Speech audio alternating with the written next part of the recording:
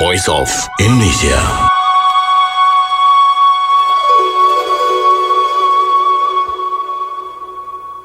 Voice of Indonesia dari Indonesia untuk dunia pendengar. Berjumpa lagi dalam program Keliling Indonesia. Kali ini kita akan ngobrol-ngobrol seputar produk kuliner khas Indonesia, camilan merakyat, wingko, dan bolang-baling. Nah, saya sudah kehadiran tamu istimewa saya. Saat ini sudah hadir di studio Voice of Indonesia, Ibu Eza Rahmawati. Selamat datang, Ibu. Selamat pagi Mas Agus, selamat pagi Indonesia. I love Indonesia and sangat proud banget menjadi orang Indonesia. Terima kasih sudah hadir. Kabarnya sehat, Bu ya? Alhamdulillah. Wah, gimana Mas tadi Agus? perjalanan ke studio gimana, Bu? Ini dari Depok ya, dari Jawa Barat sampai ke Indonesia bagian Jakarta apa nih? Pusat? Pusat ya, jauh sekali tapi banyak gedung dan menyenangkan aja sih. Suasananya kan pas mendung-mendung gimana gitu ya. Asik, alhamdulillah. Iya. Iya. Dan Ibu kurang dekat ya dengan mikrofon. Oke, baik. Baik pendengar, kita akan bahas. Nah, Ibu bicara tentang produk kuliner khas Indonesia ini banyak sekali ya. Banyak sekali, berbagai daerah punya kekhasan tersendiri. Nah, yang bakal kita obrolin ini adalah wingko dan bolang-baling. Iya. Ini mana dulu nih yang kita omong ini? Oh, dari Manado ya? Oh, bukan. Dari mana, Bu? Kalau bolang-baling itu dari Jawa Tengah, tapi sebetulnya asal daerahnya itu Jawa Timur loh. Bolang-baling ya. Kalau yang wingko ketukar. Wingko babat dari Jawa Timur, bolang-baling dari Jawa Tengah. Yang Gitu. yang mana nih? Nah, Yang mana? ini kita kenalkan ya. Ini namanya bolang-baling. Bolang-baling itu? Ya. Ini bolang-baling ya. Di atasnya donat. Karena ini yang saya bawa kali ini kebetulan produk-produk di kedai kami. Jadi, tapi yang kita akan kenalkan hanya dua ya Mas Agus ya. Yaitu bolang-baling. Kemudian satunya lagi adalah wingko babat. Nah, itu. iya wingko babat. Kalau yang ini namanya dadar gulung. Ya, ini orang Jawa Tengah punya, Jawa Barat punya, dan ini kroket. Kroket ini akulturasi dari negeri Belanda ya ceritanya. Kalau kita combro. Ya, tapi kalau ini kroket karena terbuat dari kentang. Baik. Gitu. Iya. Pasti nanti ada latar belakangnya nih yang bisa diceritain. Tapi sebelum ke produk kulinernya, Bu, Bu Eza ini seorang foodie, seorang pecinta kuliner yang konon katanya guru dulunya. Bahkan bahkannya itu nanti kita lanjut. Tapi boleh. kok bisa dari guru kemudian merambah ke kuliner? Ini gimana ceritanya nih, Bu? Saya kebetulan lahir di tengah keluarga yang ibuku itu ibu rumah tangga banget ya. Beliau pencinta memasak dan kami orang zaman dulu itu dilarang jajan di luar ya, karena kalau di jajan di luar itu dianggapnya kurang bersih. Jadi selalu dalam kegiatan keseharian beliau selalu bikin apa-apa bikin sendiri. Nah, itu kemudian menjadikan saya, adik saya, kami berkeluarga ada 4 yang cewek-cewek tuh seneng banget memasak. Tapi hanya untuk yang mudah-mudah saja. Nah, kebetulan beberapa tahun yang lalu my babe pacar saya berhenti kerja, udah selesai. Terus anak saya yang bungsu kepingin wira swasta.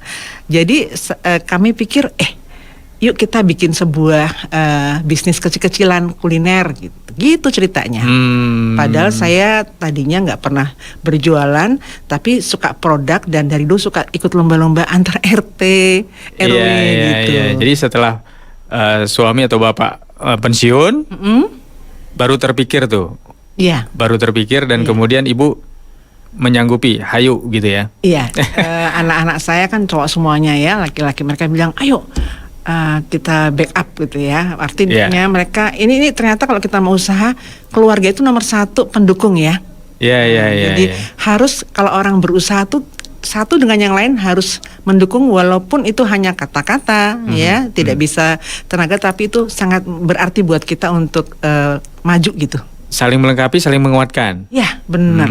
Pinter 100 buat Mas Agus.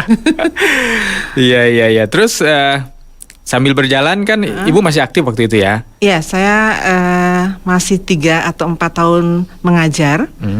Jadi saya minta sama anak saya yang bungsu, yang bosnya kedai ini namanya Raffi Aji. Mas, ibu boleh ya minta 1 kapling kecil etalase di mana itu berisi kue kreasi ibu 1 atau 2. Oh silahkan. Gitu ya. Karena masih ngajar kan, nggak mungkin produk pagi-pagi berangkat dari rumah ke sekolah. Saya mengajar di SMA sebuah di Jakarta Selatan, dan sekolah itu keren banget tata tertibnya. Jadi harus jam 5. Gimana ngatur masak, rencana pengajaran, jadi seadanya kemampuan aja pada saat itu. Oh gitu. Nah, tadi kan saya ada kelubahkan. Saya ingin intermezzo sedikit ya dulu nih sebelum kita lanjut ngobrol. Konon kabarnya ibu ini seorang guru dari murid yang sudah sangat populer di Indonesia. Nah, itu keren banget. Afgan, betul ya Bu ya? Afgan. Oh, gurunya Afgan Afgan. itu ganteng banget. Dari dulu dia ganteng, Gitu ya? simpatik, terus suaranya bagus banget loh. Gitu ya? Emang dari sekolah udah kelihatan talentanya? Dia, Raisa, itu kan satu angkatan tuh. Oh, Satu angkatan ada di SMA kami. Boleh disebutin? Raisa juga? Yoi. Terus siapa lagi? Ada siapa ya? Ada Tika Panggabean. Oh Ada iya. Yosi. Itu kan Yosi satu juga. grup kan ya. Nah, Yosi tuh dulu senengnya main basket. Terus ada itu deh, ada politikus. Aku lupa deh. Banyak sih orang-orang. Banyak ya. Orang-orang Ternyata bu gurunya adalah Ibu Eza ya. Iya. Afgan lagi nonton nggak ya? Nonton semoga mudah-mudahan ya. Amin. Afgan, halo, apa kabar? Baik. Balik lagi ke kue mue yang akan dikenalkan, Wingko dan Bolang-baling. Kita ke Wingko dulu deh kayaknya. Kalau Wingko ini kan udah terkenal sekali sebagai oleh-oleh juga gitu ya. Ya, ini Wingko. Itu bahannya dari apa sih Bu sebenarnya? Yang utama adalah tepung ketan, beras ketan putih. Ya. Jadi beras ketan tuh ada 2, ada ketan putih, ada ketan hitam. Kemudian kelapa parut. Kelapa parutnya harus yang setengah, agak-agak, jadi muda, di atasnya muda deh, tapi jangan tua-tua banget. Kemudian di parutnya kita minta parut kasar dan miring. Jadi supaya teksturnya agak panjang-panjang, ya. Kayaknya kalau sekarang marut udah nggak zaman lagi ya. Kita gampang kok pergi ke tukang kelapa.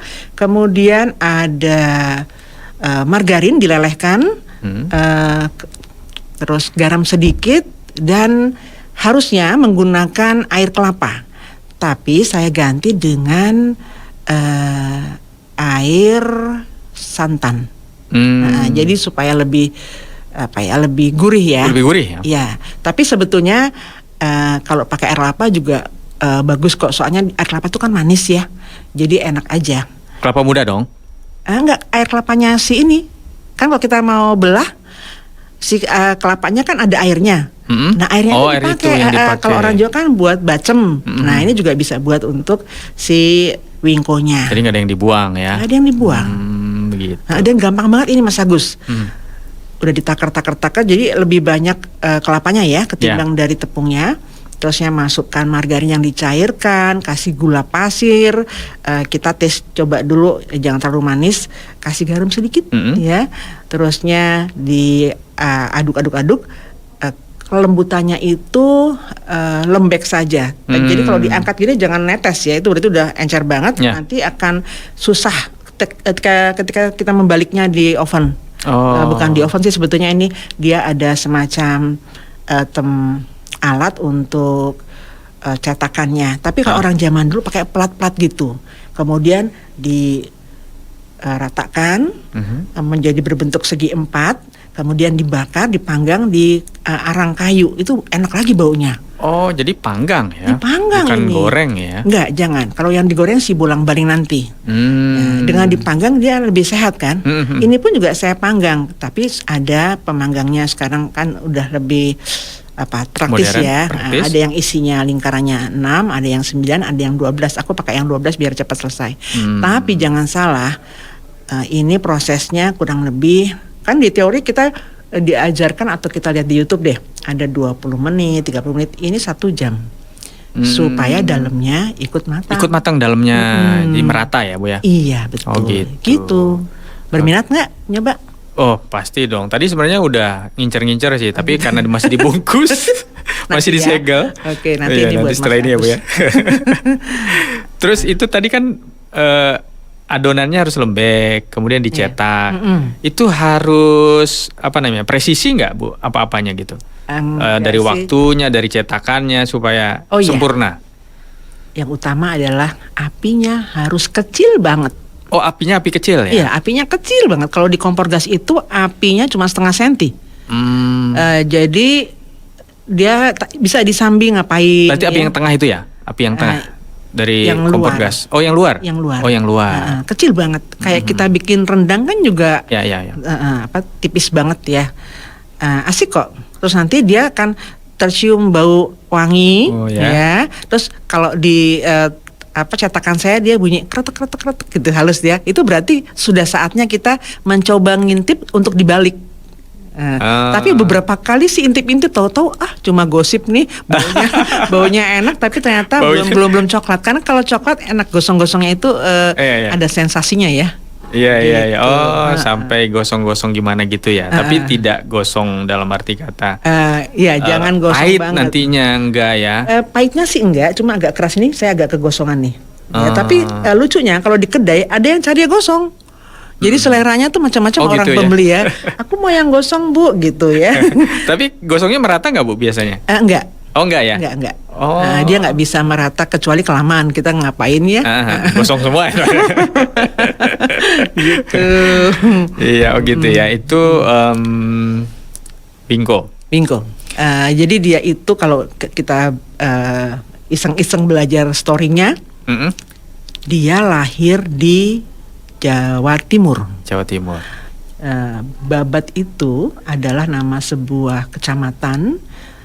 Kabupatennya apa ya? Kabupatennya tuh Lamongan ya.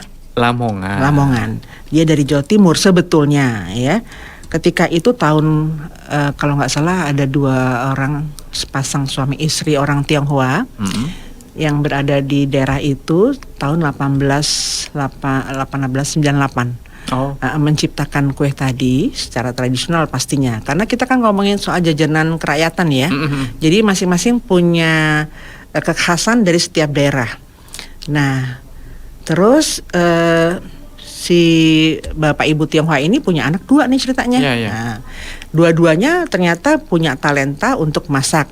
Nah, tapi yang lebih kenceng anak yang kedua. Nah, setelah bersuamikan seseorang yang juga Tionghoa, karena kondisi pada saat itu kalau nggak salah Jepang kalah di Perang Dunia keberapa tuh ya, kocar-kacir 1944, terusnya anaknya yang nomor 2 ini hijrah ke Semarang. Jadi meninggalkan Jawa Timur Lamongan tadi. Terus tahun saya baca-baca gitu 1946 mereka menciptakan kue ini di daerah Semarang. Berdua ini tahu nggak kita suka beli wingko yang capnya kepala lokomotif. Oh iya? Ya, itu kan dulu orang bapak ibu saya kan orang zaman dulu almarhum ya. Dia bilang spur itu kepala lokomotif. Lokomotif ya. Itu adalah itu cikal bakalnya si orang Tionghoa itu yang pertama kali menciptakan si wingko ini. Enak banget Baru tuh. tahu saya. Nah, tapi kesininya banyak banget yang nyontek. Jadi semuanya pakai kepala lokomotif. Aku mau bikin merek kepala apa ya kira-kira ya. Jadi akhirnya dia bikin somasi tuh yang sepasang anaknya yang kedua itu bikin label yang disahkan bahwa kepala yang pertama yang bikin adalah mereka. Dan semakin lama semakin kecil loh Mas Agus bentuknya. Karena mungkin harganya lebih mahal ya. Dan itu memang legit banget kalau kita makan yang merek itu. Gitu ya. Nah, kalau yang Ibu buat ini otentik nggak ke arah itu, ke arah brand itu? Atau? Saya beda. Saya ingin mencoba seperti itu, tapi buatan yang diciptakan oleh pendahulu itu dia berada pada sebuah cetakan yang tidak tertutup. Kalau aku kan ada tutupnya. Kalau mereka cuma kayak plat gitu, terusnya nggak pakai cetakan, diambil sendok, ditekan-tekan, jadi orisinil malah kelihatan kedaerahannya. Tapi gitu ya. kurang rapi ya, karena toh juga nggak apa-apa, karena mereka dikemas di dalam satu kemasan kayak kertas ya. Iya. Nah, kemudian dibikin 10, ditenteng dan tidak bisa diketeng. Kalau saya karena keperluannya untuk dijualnya per piece ya, jadi saya bikin taruh di itu aja, apa namanya? Mika. Jadi tidak di kotak ya. Enggak di kotak. Suami saya juga usul. Gimana ya caranya supaya bisa per 5 atau per 10 dikemas lebih keren kali ya. Gitu. Cuma saya belum nemuin teknologi. Ini harus berguru sama mereka ya. Mereka itu bisa awet loh kurang lebih 3 atau 4 hari. Oh ya, ini pakai pengawet atau tidak sih, Bu? Oh enggak pakai pengawet. Kenapa mereka bisa 4 hari? Mungkin apa ya? Bahan pembakarnya kan arang tuh nyetrumnya lama ya. Jadi matangnya pasti bakalan lama juga, sehingga nggak ada yang basah-basah lagi. Ya di dalam adonannya ya. Emang harus apa ya? Harus sabar ya masak itu ternyata. Nah, kemudian karena bentuknya kecil kan lebih mudah matangnya, ya, sehingga kekeringan tadi membuat dia lebih aman untuk 4 hari. Kalau yang asli ya, kalau saya kan penirunya, ya, ini hanya bisa bertahan 2 hari, Mas. 2 hari. Tapi kalau di dalam freezer bisa sih 4 hari. Hanya ketika kita mau makan kita kukus dulu. Karena ini semua enak dimaem kalau hangat. Ya, masalahnya belum ketemu aja nih salahnya ya. Buat jadi 4 hari itu seperti apa? Penasaran. Nanti kita lihat ya. Nanti kita tunggu nih ya. Kalau Ibu udah dapat nanti kabarin. Kita halo-halo ya. Oke. Wingko Babat. Ya mungkin kalau begitu kan Ibu punya kekhasan tersendiri. Jadi bisa dong buat brand mungkin kepala KRL aja. Jakarta Depok kali gitu. Atau apa? Ya. Atau belum ada brandnya, Bu? Yang ini belum. Kalau donat kami sudah, kalau ini belum. Tapi kalau tokonya sudah ada brandnya? Sudah ada. Kita punya toko namanya Kedai Badar. Kedai Badar. Orang bilang saya kalau di sana kadang nongkrong di sana dibilangnya Ibu Badar. Padahal Badar itu adalah hanya nama kedai. Jadi nama saya bukan kan Eza Ramawati, tapi orang manggilnya Ibu Badar. Atau dari Bapak? Bukan juga, nama suami saya Siswanto Imam Prabowo, keren kan? Keren banget. Jadi Badar itu ambil dari kata bahasa Arab, ya, perang Badar, ingat? Iya. Perang kemenangan, menuju kemenangan. Jadi kami berharap kedai ini membawa kemenangan, kehidupan yang diridhoi oleh Ilahi. Kemudian bisa beramal juga karena kami punya program Rabu dan Jumat ada hari barokah. Ternyata. Alhamdulillah. Jadi ternyata bisnis itu semua berawal harus dari niat. Jadi jalaninya happy. Jadi jangan dipikir gini, aku harus kaya dengan bisnis itu, nanti stres. Gitu ya. Jadi isi hari ini dengan sebuah usaha yang sungguh-sungguh komit ya. Kemudian bikin inovasi selalu karena kita banyak persaingan. Terus bekerja sekeras mungkin, jangan sampai putus daya juang. Terus tadi tuh ya, percaya bahwa rezeki itu sudah diatur oleh Allah ya. Tapi kalau nggak dicari nggak dapet. Dan satu lagi, harus dermawan loh ternyata. Gitu ya. Karena kalau kita memberi, nih maaf ya Mas Agus ya, misalnya saya suka ketemu gini, ada anak kecil atau ada ibu-ibu yang lupa bawa uang, tapi dia kepingin banget kue kami, ya, kita nggak boleh bilang gini, aduh saya nggak bawa uang, ya udah ambil dulu Bu, nggak boleh gitu. Kita harus bilang ambil aja, mana yang suka, ya, itu kan datangnya dari hati ya. Terusnya nanti gimana ibu rugi? Nggak ada yang rugi. Jadi ibu ambil, pasti saya dapat untung. Itu keyakinan ya. Terus bener loh. Gitu ya. Kita kan belajar agama ya. Jadi nggak pernah tuh Allah itu berbohong. Yang suka bohong kan kita ya. Jadi gitu. Dermawan tuh penting banget. Terus kadang-kadang nih maaf ya, kalau kita jualan kan 5 hari bagus, ada 1 hari yang pembelinya surut gitu ya datangnya. Itu juga nggak boleh takut, aduh kenapa sih kok jualan aku nggak ada yang karena beli. Ternyata bisnis itu memang pasang surut ya. Iya betul, tapi insya Allah akan terus bagus Kalau kita punya tadi, kalau misalnya nih ada hari sepi, kami ada sale. Jadi saya umumkan di grup WA, ya. Halo, Badar bikin sale gitu ya. Semua dipukul rata, boleh japri nanti diantar loh. Kita punya servis antar. Oh iya? Iya, Wah, keren ya. keren. Alhamdulillah. Nanti tahu udah habis berapa menit kemudian, aku minta ini teman-teman deket sih ya. Tapi itu apa ya? Energi banget buat kita ya. Teman-teman atau orang-orang yang sudah jadi langganan kita datang happy, terus ada komunikasi, saya dapat banget feel-nya, meskipun udah nggak ngajar tapi bisa bersosialisasi ya. Betul. Nyenengin deh, Ya, jualan deh. bisnis UMKM berbasis apa ya, sosial gitu ya. Terus juga Apa? pelakunya adalah seorang pendidik. Amin. Itu tuh kayak apa ya, kekuatan banget gitu ya. Nggak tahu deh. Iya. Tapi saya dapat teman banyak baru Gitu ya. dari nemenin anak saya dan suami saya di kedai. Alhamdulillah ya. Alhamdulillah. Bu Esa, Ya. nah kita ke bolang-baling nih. Ya, bolang-baling. Ini dia. Nah, ini kalau bolang-baling kan katanya digoreng. Goreng. Ini sebetulnya roti loh ini. Oh, roti ya? Kalau ini kan bahasa Belandanya oliebollen. Oliebollen. Nah, jadi Kue Belanda. awalnya Oh. keren ya. Tapi ini sebetulnya bawaannya juga dari orang Tionghoa lagi. Mereka kreatif loh ya. Yang kemudian beradaptasi dengan budaya Indonesia memakai wijen. Kalau di sana nggak pakai wijen, dalamnya ada dikasih keju. Di dalam roti itu Di ya. dalam roti ya. Tapi awalnya sih memang cuma bulat-bulat aja. Kemudian digoreng, terbuat gampang juga ya buatnya. Tapi ini pakai vermipan. Apa itu, Bu? Vermipan itu adalah sebuah zat dari pembuat terigu supaya dia mengembang. Oh. Tapi dia harus bertemu dengan gula. Kalau dia nggak bertemu dengan gula, dia nggak akan berkembang.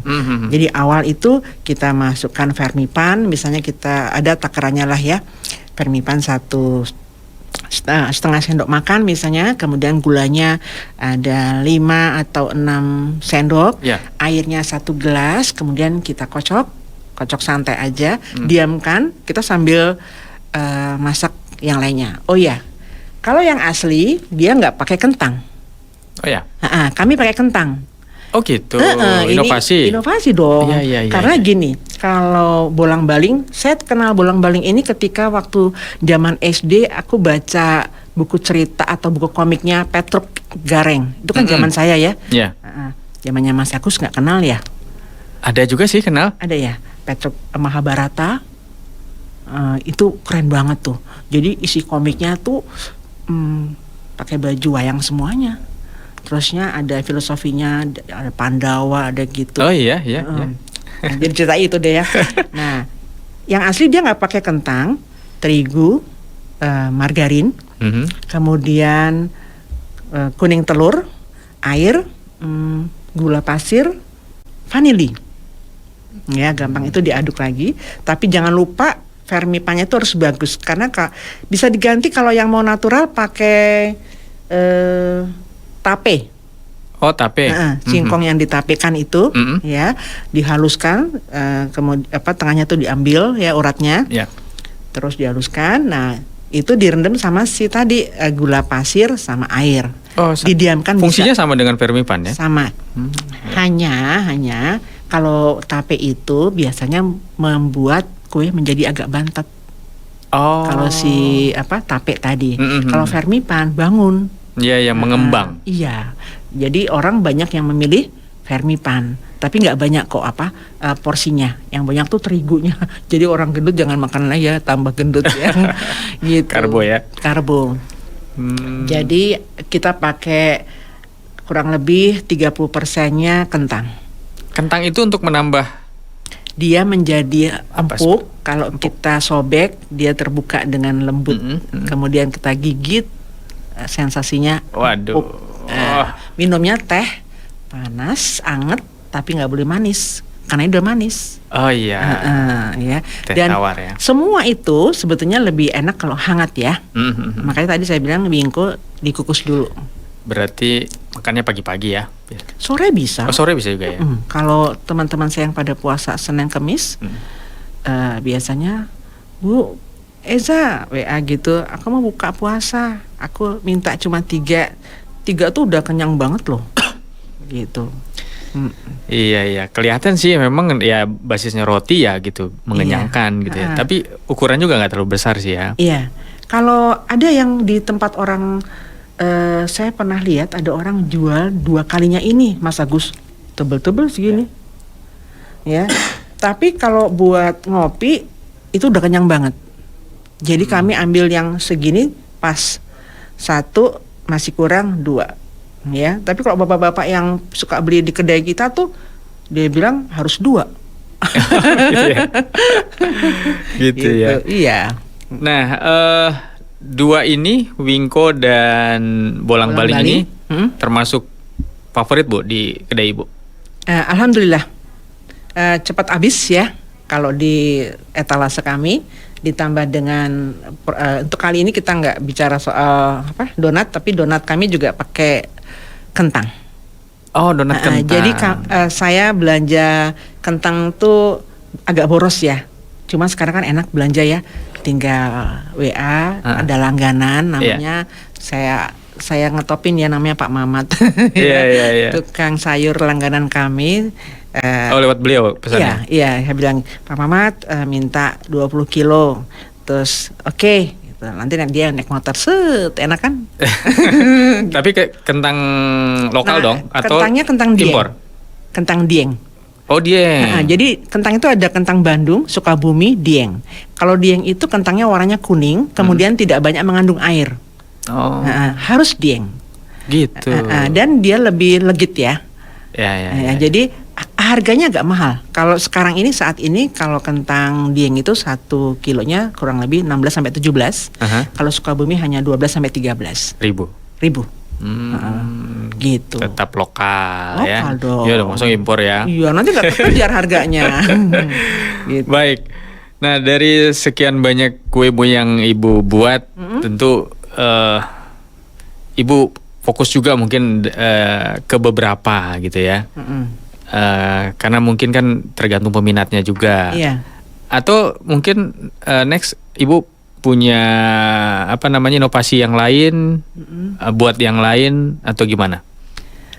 Setiap sebulan sekali kita mikir ya. Karena gini, orang tuh senang pada sebuah kue itu biasanya tidak stabil terus gitu kan.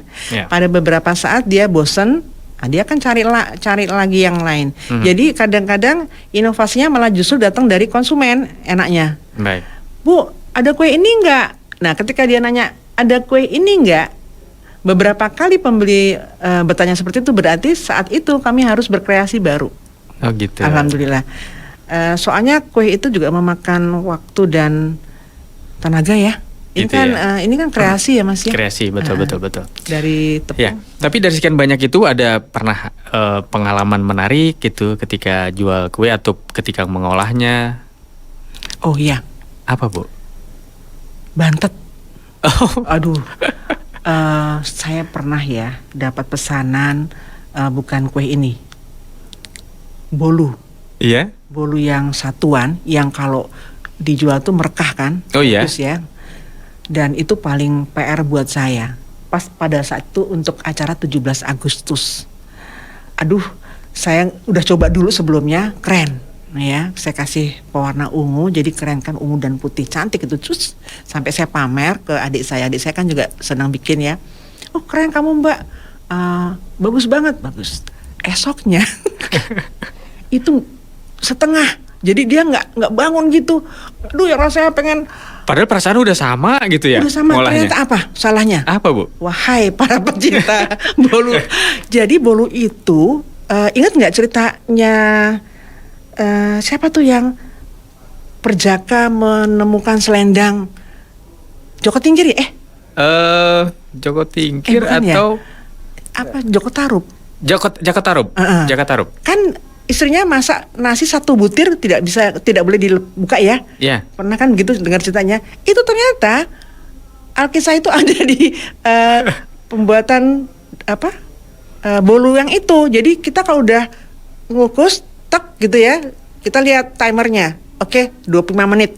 Dan jangan berani-berani kamu ngintip atau penasaran. Jadi nggak boleh gini nih. Aku gituin jadi pas aku bukain, wish, cuma sedetik gitu ya. Wish, mengembang. Seneng kan? Tutup gitu. lagi. Habis tutup dia amblek. Berarti memang nyata itu ya Bu ya, nggak boleh diintip. Betul. Terus saya minta maaf dong sama yang pesen ya. Iya, iya. Aduh maaf ya, kalau gitu bayar setengah harga aja. Karena apapun dia perlu, saya juga musibah ya. Kalau nggak mau diambil juga nggak apa-apa. Iya. Kalau mau kasihan sama saya bayar setengah, kalau nggak diganti pun nggak apa-apa. Tapi habis itu saya bikin bolu, aduh, saya nggak berani lagi ngintip lagi. Tapi hikmahnya jadi pelajaran Bu ya. Iya. Hikmahnya jadi Iya. pengalaman yang berharga. Kalau bolang-baling ini yang bikin awalnya kan orang Belanda yang nyusupkan dia di pesta Sekaten. Pernah dengar pesta Sekaten? Pesta Sekaten di Kalau di Jawa Tengah tuh di Jawa Solo. Tengah ya. Jadi sebelum puasa kita ada acara kayak ruahan gitu ya, Yeah. ngaji-ngaji. Kemudian kalau yang namanya nilainya tradisional kan kita ambil tradisinya ya. Jadi ada makan bareng ya dengan macam-macam makanan-makanan khas dari desa A, B, C, D.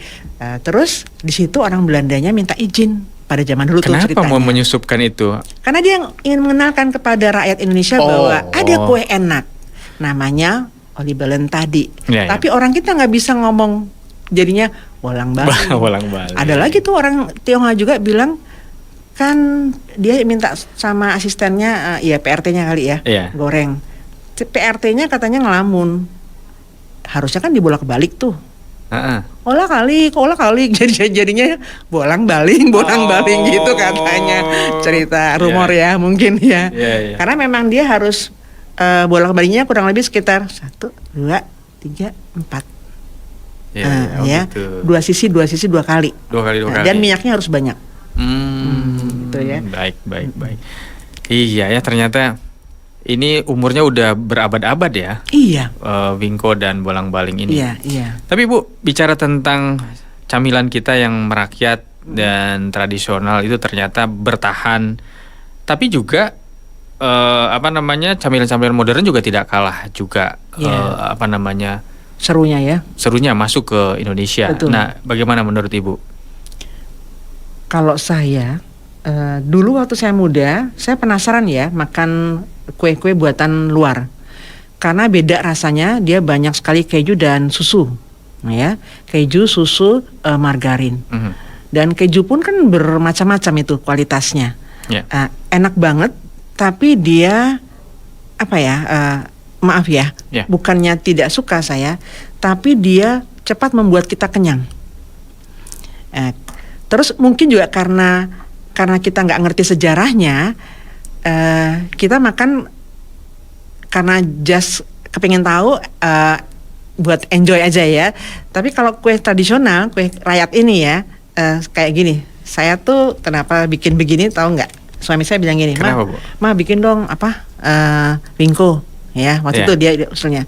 Terus oh iya ya, kenapa saya nggak bikin wingko? Saya tuh dulu seneng banget nungguin bapak saya pulang turne, kan beliau orang pertanian, suka melatih petani-petani di luar. Kemudian kalau ke Semarang, dia pulang tuh mesti bawa wingko. Dan saya tuh ngarep-ngarep antara kepulangan bapak saya dan wingkonya, sehingga ketika saya makan wingko ini, saya merasakan ada kenangan di situ. Jadi kita makannya kayak nggak cuma makan rasanya, tapi ada sesuatu yang bisa kita ingat. Itu asik banget. Iya, benar.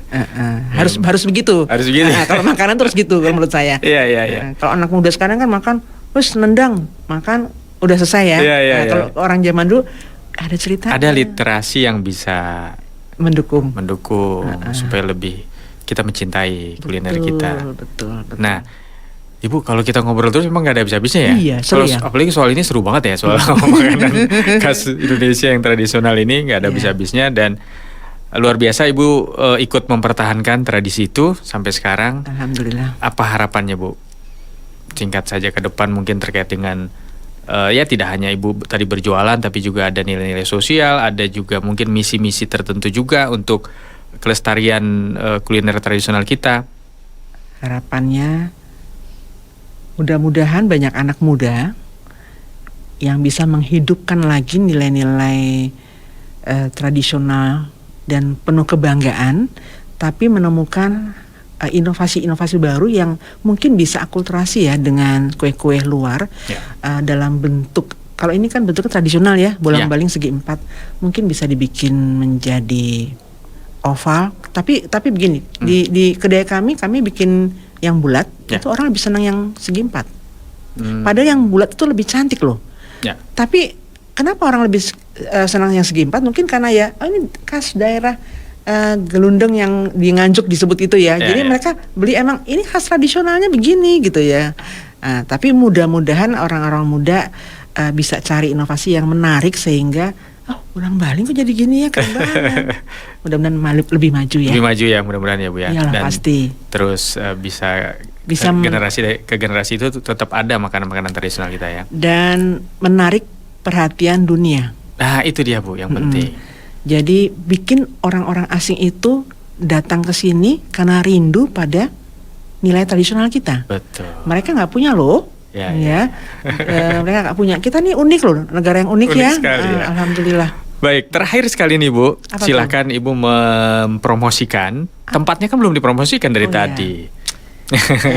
Kami berada di Pondok Sukmajaya Permai, daerah Depok, Jawa Barat. Itu ada perumahan di depan sekali ada ruko kecil-kecil, terus ada Indomart, Alfamart. Kami di antara itu di pinggir jalan, kedainya kecil namanya Kedai Badar. Yang dijual di situ macam-macam loh, Mas Agus. Ada dimsum, ada Thai tea dan minuman-minuman yang lainnya, dan ada snack macam-macam, ada yang kering dan ada yang basah. Bisa take away, bisa juga di tempat.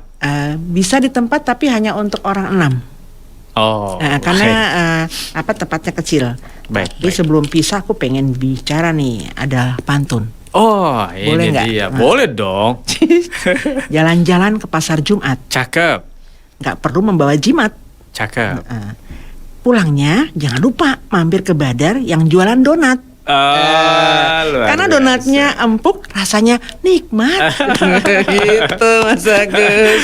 Luar biasa. Terima kasih Bu Eza sudah meluangkan waktu ngobrol-ngobrol. Seru sekali. Ya, terima kasih juga ya. Waktunya terbatas Bu ya. Alhamdulillah. Saya berterima kasih kepada RRI Keliling Indonesia di Voice of Indonesia. Ya, diberi kesempatan untuk bicara. Mudah-mudahan ini bermanfaat ya. Mudah-mudahan ya.